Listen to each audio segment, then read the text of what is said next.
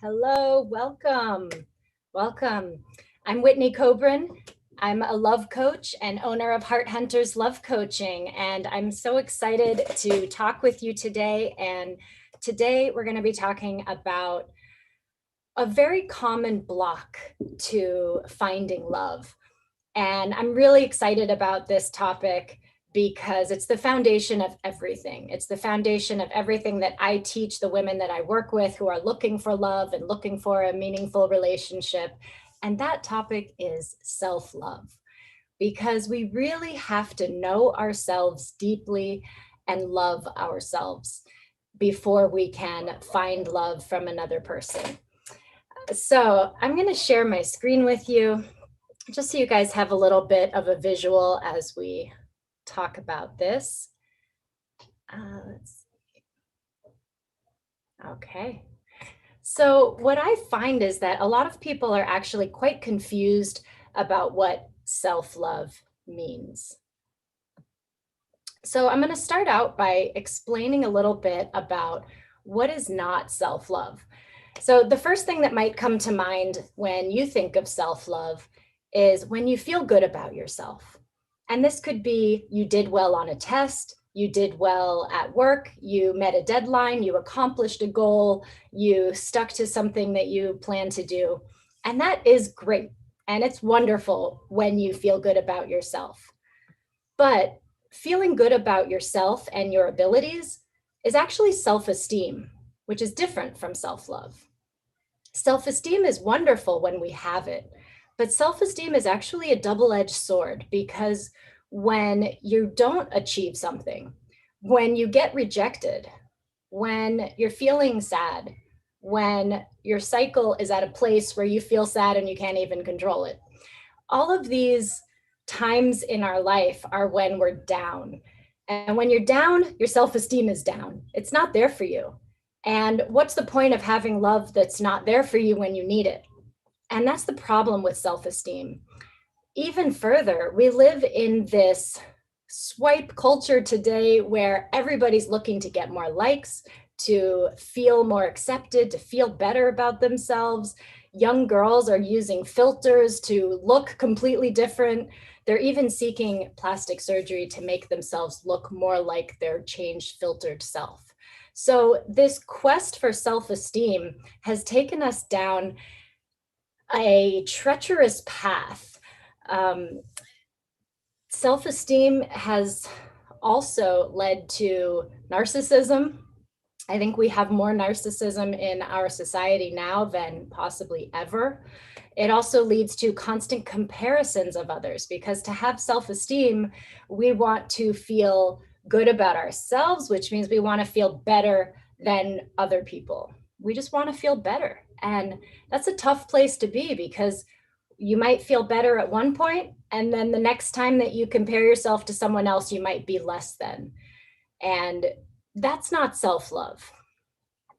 External validation is also not self-love. So you might feel really good and loved when somebody else says they love you, or when someone pays you a compliment. But that's really not what we're talking about with self-love. Like I said, these two things that are not self-love, the self-esteem and external validation, are like a roller coaster, because sometimes they're up and sometimes they're down, and it can be a wild ride. Another thing that sometimes people think is self-love is when you are in those moments of feeling good about yourself, you might treat yourself to a special dinner or a weekend getaway or a piece of jewelry or some gift. And that's lovely. And it's definitely something that you can do to show your self-love, but it's not what self-love is.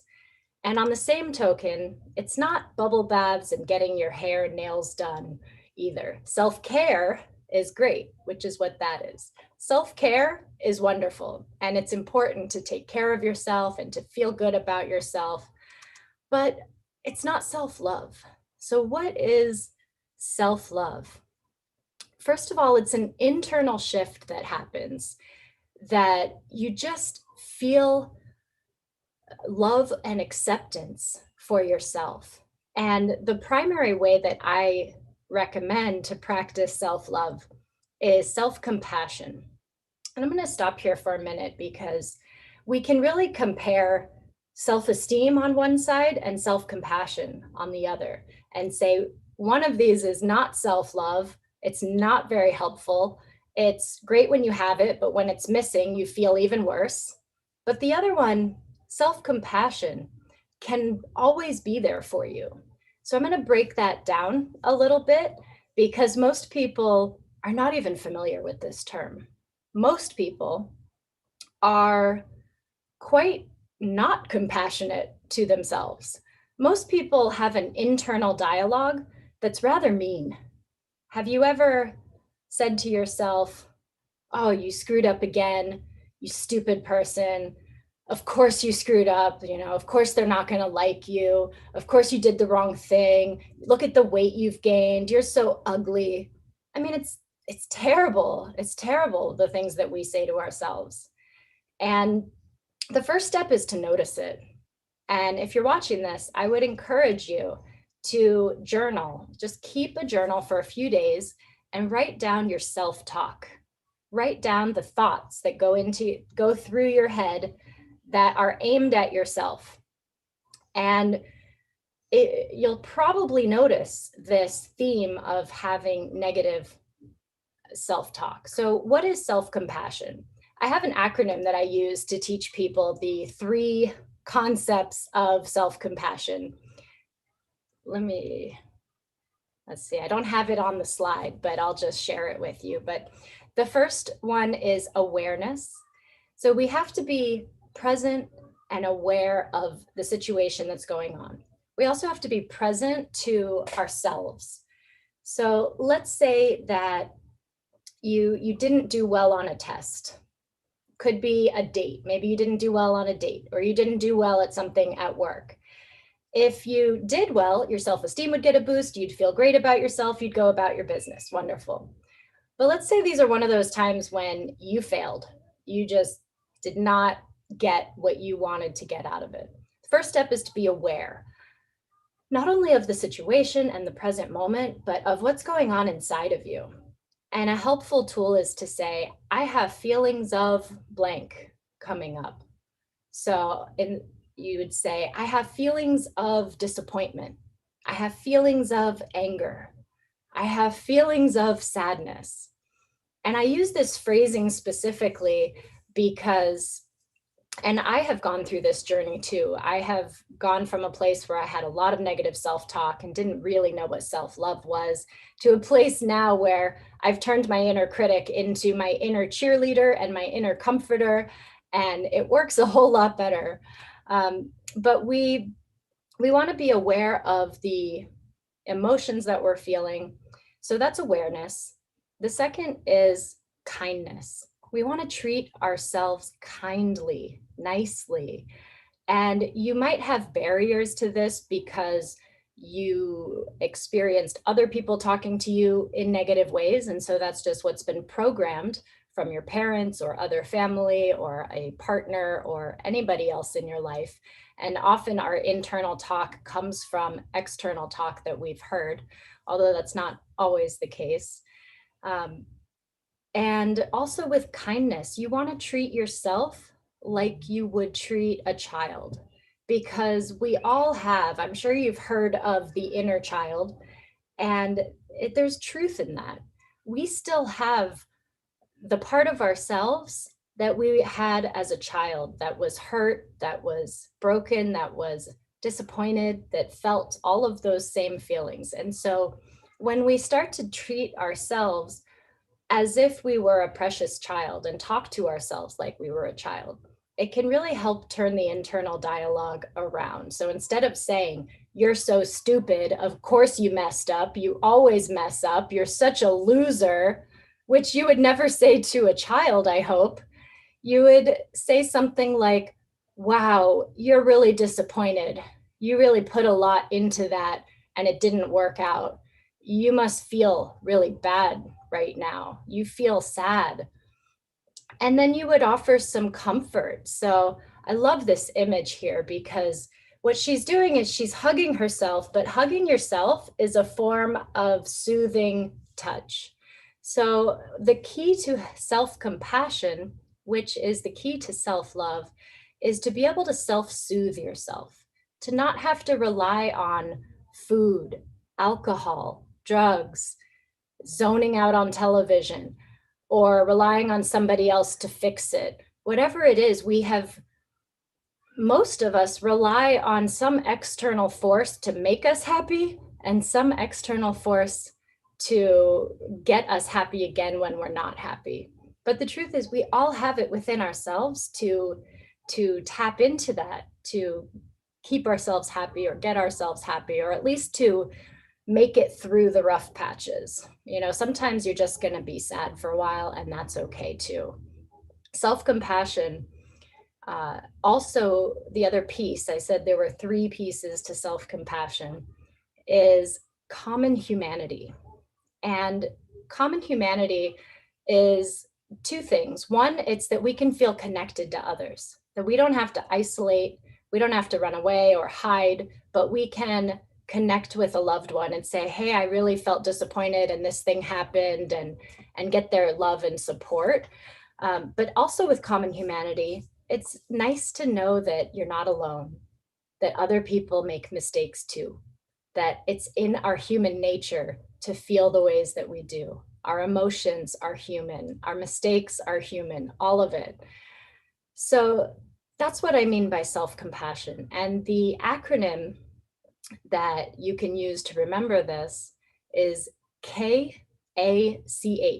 So which spells catch, KACH. So if you catch yourself, you give yourself kindness and awareness to what's going on around you, what's going on inside you, and remind yourself of the common humanity.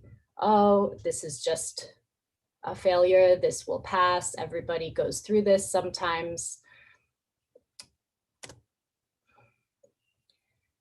Another piece of self-love is to be able to love your unlovable parts.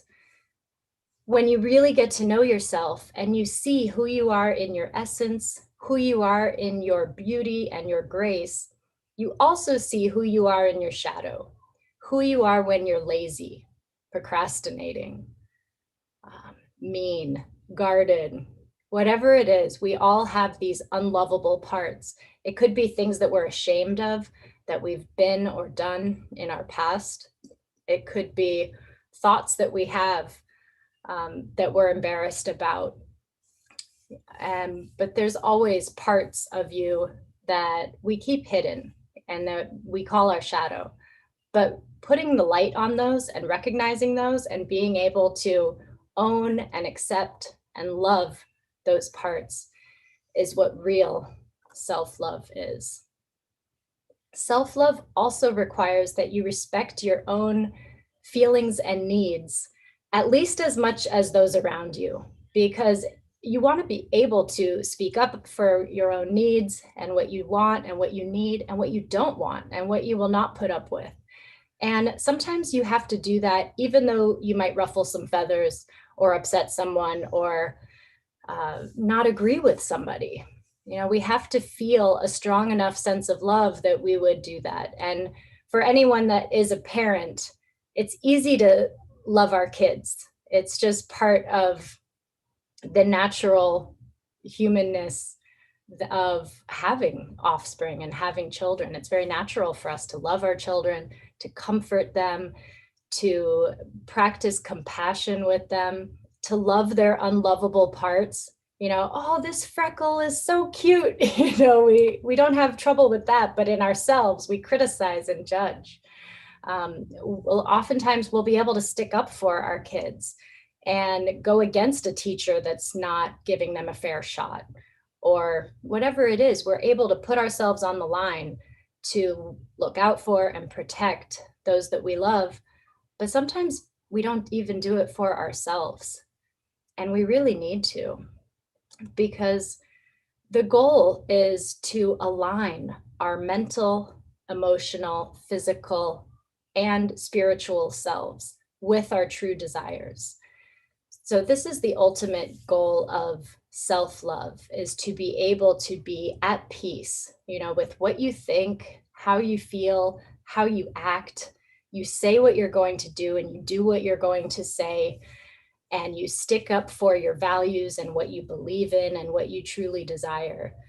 And that's a place of integrity. And I don't, I really don't think that someone can get there without self love. Even if you have a habit of pushing and motivating yourself through mean words or, oh, you're fat, you got to go to the gym, come on, let's do it. Some people do that. They think that they're motivating themselves and that this is a positive thing. But studies show, and I have researched and studied this a lot, studies show that that kind of motivation does not work. It's not motivating. And it actually causes us oftentimes to not try because we're afraid to fail. We're afraid to not meet the expectations or to not have the high self-esteem that we desire. And finally, self-love is what allows us to relax into the present moment. As a love coach, I teach women how to date and how to attract their ideal man. And what most people don't realize is that it already exists within them. There is already this glowing goddess that is so attractive and magnetic inside of you, but we're so busy hiding it, judging it, criticizing it, that we just don't let it out. So oftentimes when we learn to really love ourselves and show ourselves love, that's when we can relax and just be. And when that glowing, amazing, magnetic part of us can freely come out and attract somebody. So I would love to hear from you. If you're watching this, I would love to hear what you think about self-esteem, self-compassion, self-love, anything that we've talked about. I just created a brand new training that's on my website. So if this resonates with you, I recommend you go to my website, which is hearthunterslovecoaching.com. And there's a tab that says free training, or just go to hearthunterslovecoaching.com/training. And you'll be able to watch a free training. It's about 20 minutes long, and it includes the primary causes that women struggle in love and the shifts that they can make in order to attract their ideal man.